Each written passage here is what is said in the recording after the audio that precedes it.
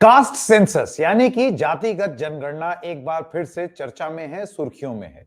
और वो इसलिए क्योंकि अब ऐसा लगता है कि केंद्र सरकार जब तीसरी बार मोदी 3.0 आ गई है, 2021 की जो जनगणना होनी थी वो ऑलरेडी बहुत पीछे चल रही है। अब सूचना आ रही है कि 2026 तक ये प्रक्रिया खत्म हो जाएगी, 2025 में शुरू होगी, लेकिन इस सब में सिर्फ सेंसस होगा, कास्ट सेंसस नहीं होगा। नमस्कार, मैं हूं संकेत उपाध्याय, आप देख रहे हैं इशारों इशारों में। ये नई जानकारी news18.com की पायल मेहता की एक रिपोर्ट से सामने आई है, जिसमें वो लिखती हैं कि 2021 में जो सेंसस होना था, वो सेंसस की प्रक्रिया अब केंद्र सरकार 2025 में शुरू कर देगी। The process of recording data will begin in 2025 and the report will be published in 2026। पायल मेहता को यह जानकारी मिली है सरकारी सूत्रों से बात करके। इसी के साथ साथ कई साइकिल है। The first cycle of census will now be from 2025 to 2035 and 2035 to 2045, यानी कि अब ये जो 2011 में हुआ, उसके बाद 2021 में होना था, ये जो इस तरीके से 10 साल का साइकिल चल रहा था, इस साइकिल को ही आगे कर दिया है केंद्र सरकार ने। अब आगे से, आइंदा से वो 2025 से वो साइकिल चलेगी, 2025 से 35, 35 से 45, इस तरीके से आगे वो साइकिल चलेगी। इस जानकारी के हिसाब से जो मेन पॉइंट है वो अब आता है, और वो ये है कि जहां सेंसस एससी और एसटी यानी कि अनुसूचित जाति और जनजाति, इसका सर्वे तो करता है, लेकिन तमाम बातचीत के बीच में जहां पर यह कहा जा रहा था कि आप एक सोशो इकोनॉमिक कास्ट सेंसस कराएं, SECC कराएं, अब ऐसे लगता है इस रिपोर्ट के हिसाब से कि केंद्र सरकार उसके पक्ष में अभी नहीं है, यानी कि वो सेंसस आज की डेट में नहीं होगा। ये राइडर लगाना क्यों जरूरी है? वो इसलिए जरूरी है क्योंकि राजनीति और राजनीति से प्रेरित फैसले, वो आप जानते हैं, वो होते रहते हैं और वो कभी भी पलट सकता है। जब प्रक्रिया ही 2025 में शुरू होनी है, तो अभी तो समय है। तो ऐसे में अब तक सरकार का मत यह है कि चाहे घटक दल बोले या विपक्ष बोले, अभी कास्ट सेंसस यानी कि जातिगत जनगणना कराने का इरादा सरकार का नहीं है, उसको वो रूल आउट करते हैं। और इसमें साफ साफ लिखा है, despite some political parties calling for caste census, Payal Mehta कहती हैं कि उनकी जानकारी ये है, the government has no plans to allow caste census. In fact, in the existing form where every person undertaking the survey publishes their name, details, family details, etc. They have the option of filing details of religion. There is another column to identify scheduled tribe and scheduled caste. The only addition to the form will be to allow people undertaking the survey to mention their sect under their religion. यानी कि अब 2025 का जो जनगणना होगी, उसमें आप किसी धर्म के कौन से सेक्ट से आते हैं, आप वो भी बता सकते हैं। अब ये आप जानते हैं कि हिंदू धर्म में भी लोग अलग अलग मान्यताएं रखते हैं कि हम यहाँ के हिंदू हैं, हम वहां के हिंदू हैं। इसी तरीके से मुसलमानों में भी होता है। तो आप क्या सेक्ट फॉलो कर रहे हैं एक धर्म में, उसकी तो जानकारी का एक कॉलम हो जाएगा, लेकिन जाति क्या है आपकी हिंदुओं में, उसका कॉलम यहां पर अभी बनाने की कोई कवायद भी नहीं हो रही है। फॉर्म अब बनना अभी शुरू हो जाएगा ना, अगर 2025 से होना है, तो वो अभी बातचीत भी नहीं चल रही है। ये तो हो गई जानकारी। अब आते हैं राजनीति पर। देखिए, ऐसा है कि 2011 में जब यूपीए 2 की सरकार थी, तब socio economic caste census SECC की एक प्रक्रिया शुरू की गई थी। अपने दर्शकों को यह भी बता दें कि जो आखिरी बार जनता में रिलीज किया हुआ डेटा कास्ट सेंसस का भारत में उपलब्ध है, वो हिंदुस्तान की आजादी से पहले का है, 1931 का, अंग्रेजों ने कराया था। उसके बाद ये कास्ट सेंसस हुआ ही नहीं। उस समय भारत में यह माना गया कि इस तरीके से अगर हम कास्ट सेंसस कराएंगे तो शायद समाज में और विभाजन होगा, और इसके चलते ये कास्ट सेंसस नहीं होना चाहिए।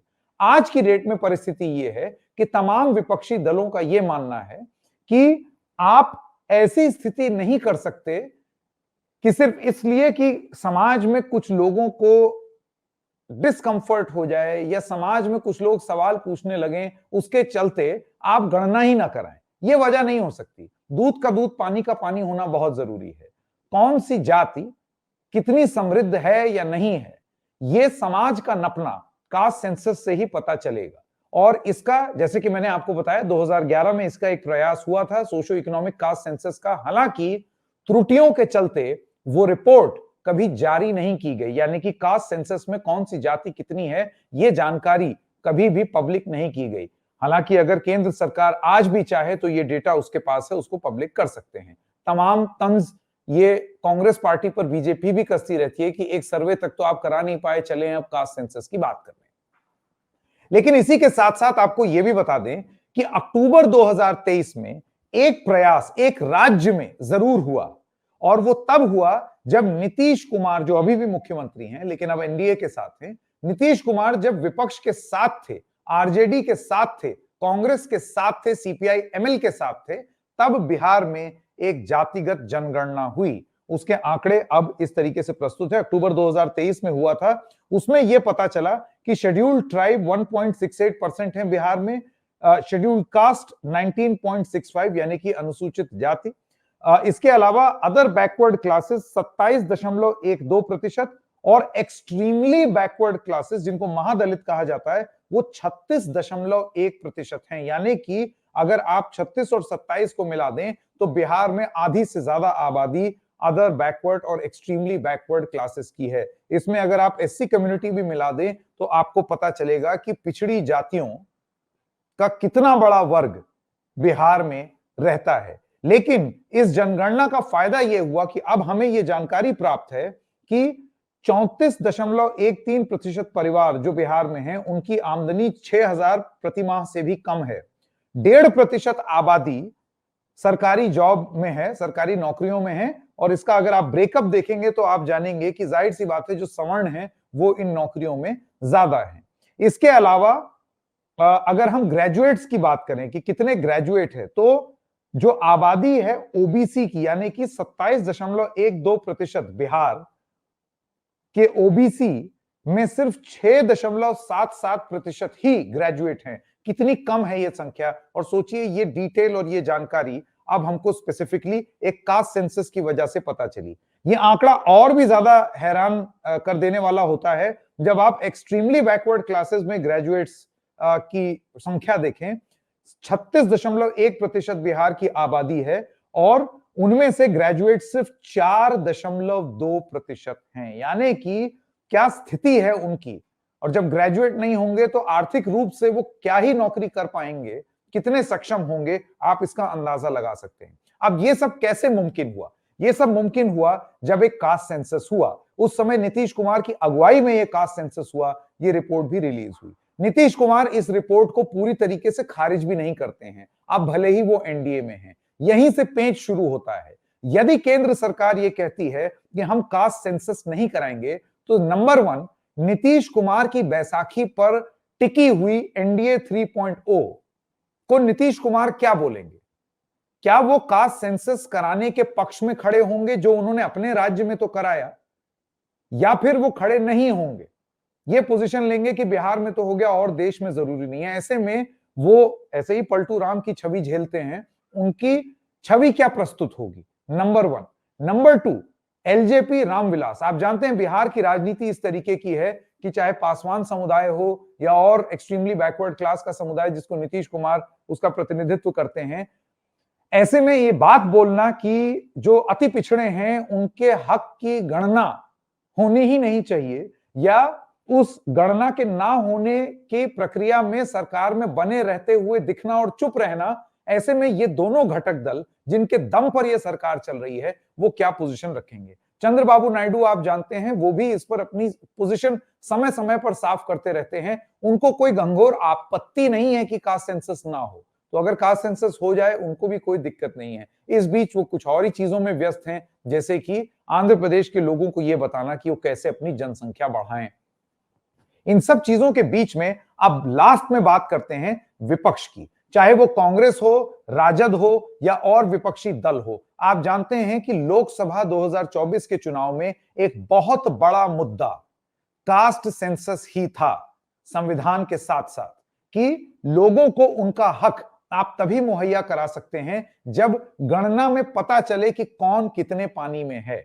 और अगर आप ऐसा नहीं कराएंगे तो फिर सच्चाई नहीं पता लगेगी। ये इतना मुश्किल कार्य नहीं है, तो ये क्यों नहीं हो रहा है? ऐसे में अगर केंद्र सरकार ये कहती है कि हम जातिगत जनगणना कास्ट सेंसस नहीं कराएंगे, तो क्या कांग्रेस पार्टी, आरजेडी और इंडिया गठबंधन को एक मौका मिल सकता है आने वाले चुनाव में? और आने वाले कौन कौन से चुनाव हैं? महाराष्ट्र का चुनाव आ रहा है, झारखंड का चुनाव आ रहा है, दिल्ली का चुनाव आ रहा है, और उसके बाद 2025 में ही बाद में बिहार का चुनाव आ रहा है, 2026 में बंगाल का चुनाव आ रहा है। क्या विपक्ष इस मुद्दे को, यदि सरकार 2025 के दौरान कास्ट सेंसस नहीं कराती, इस मुद्दे को भुनाने में कारगर सिद्ध होगी? इस बात की पहचान हम लोग करेंगे जब यह समय आएगा। एक आखिरी बात आप लोगों को और भी बताई जाए, और वो ये है कि क्या कास्ट सेंसस कराना इतना मुश्किल है? कुछ दिनों पहले द रेड माइक में हमने योगेंद्र यादव से बात की। उनसे हमने ये जानने की कोशिश की कि क्या परिवर्तन करना होगा, और क्या ये बहुत लंबी चौड़ी प्रक्रिया है जिसकी वजह से सरकार नहीं चाह रही है कि फॉर्म में कई सारे खांचे बन जाएं। उनका यह कहना था कि ऐसा कतई भी नहीं है, और जो मौजूदा फॉर्म है उसमें बहुत ही जरा से चेंज करने होंगे, जिसके बाद कास्ट सेंसस भी अपने आप ही हो जाएगा। और कंप्यूटर के इस युग में आप अलग अलग फिल्टर लगा करके कास्ट सेंसस की जानकारी भी प्राप्त कर सकते हैं। मुश्किल से बमुश्किल 1 या 2 सवाल और बढ़ेंगे। हमने उनसे जो बात की थी उसका एक अंश आपको अभी यहां पर जरूर सुनाते हैं। प्लीज सुनिए योगेंद्र यादव की ये बात। देश की समस्त जातियों की जनगणना का काम 1931 के बाद कभी नहीं हुआ। 41 का जो सेंसस था वो बहुत छोटा सा सेंसस था, और उसके बाद आजाद भारत के सेंसस में समस्त जातियों का कॉलम कभी नहीं रखा गया। ये तो हुआ सच। अब इसमें झूठ क्या है? झूठ ये है कि दरअसल हर 1951 के बाद के हर सेंसस में 10 साल बाद जो जनगणना होती है, हमेशा जाति का सवाल पूछा गया है। बाद में हमें इसकी तस्वीर भी दिखाएंगे 2021-2011 वाले सेंसस की। हमेशा ये सवाल पूछा गया है। बस उस सवाल में उत्तर ये था, मान लीजिए आपके घर में कोई आता तो पूछता, टीचर आते हैं सेंसस करने के लिए, वो आएंगे, वो आपसे कहेंगे अच्छा आपकी जाति क्या? अच्छा उपाध्याय हैं। अच्छा आप SC ST नहीं है, तो आपकी जाति पूछी जा रही है। आप बता रहे हैं कि आपकी जाति उपाध्याय है। मैं आता हूँ मेरे घर, मैं कहता हूँ मेरी जाति यादव है, तो वो कहते हैं अच्छा आप SC ST नहीं है, तो आपको नंबर 3 कॉलम में डाल दिया जाता है। जो मूल फॉर्म है 2011 का, वो केवल ये दिखाता है कि देखिए SC ST का सवाल हमेशा पूछा जा रहा है। मान लीजिए मैं ST हूँ, मेरे घर आते हैं, मैं कहता हूँ कि हाँ मैं ST हूँ। फिर उसके बाद मुझसे दूसरा सवाल पूछा जाएगा कि अच्छा आप ST हैं तो कौन जाति? मान लीजिए मैं कहता हूँ मीना, तो फिर उसमें मीना लिखा जाएगा, रिकॉर्ड किया जाएगा, रजिस्टर किया जाएगा, क्लासिफाई किया जाएगा, इसकी टेबल रिलीज की जाएंगी। हमेशा ये काम पिछले 70 साल से हो रहा है। तो ये जो कहना है कि भाई जाति नामक चीज को हमने कभी पूछा नहीं है, ये सरासर झूठ है। और वो इसलिए क्योंकि आप SC और ST का फर्क या वर्णन या डिस्क्रिप्शन तो उसमें कर ही रहे हैं, तो जाति तो है। तो देश के 25% लोगों से हमेशा उनकी एग्जैक्ट जाति पूछी जाती है, रिकॉर्ड की जाती है। बाकियों से पूछी जाती है, रिकॉर्ड नहीं की जाती। उनको केवल नील में नंबर 3 कॉलम में डाल दिया जाता है। ये किया जाता है। और वैसे भी देश के जितने भी सर्वेक्षण हैं उन सब में पूछा जाता है आप SC ST OBC अदर हैं कि नहीं है। और इसके अलावा तमाम दूसरे सरकारी डॉक्यूमेंट हैं जिसमें पूछा जा रहा है। तो ये कहना कि 31 के बाद से कोई अनहोनी होने वाली है, ये बात कतई सच नहीं। तो आपने योगेंद्र यादव को सुना जो कह रहे हैं कि कास्ट सेंसस कराना इतना पेचीदा काम नहीं है। तो ऐसा क्यों है कि इतनी राजनीतिक हल्ले के बीच में भी केंद्र सरकार ये रिस्क लेने को तैयार है कि वो कास्ट सेंसस ना कराए? ऐसी क्या वजह होगी, ऐसा क्या कैलकुलेशन है जिसके चलते केंद्र सरकार को लगता है कि कास्ट सेंसस नहीं कराना चाहिए? विपक्ष इस मुद्दे पर अब आगे क्या बोलेगा, हम उसके बारे में भी आपको बताएंगे। इशारों इशारों में बस इतना ही। हम फिर मिलेंगे किसी और मुद्दे के साथ। तब तक के लिए नमस्कार।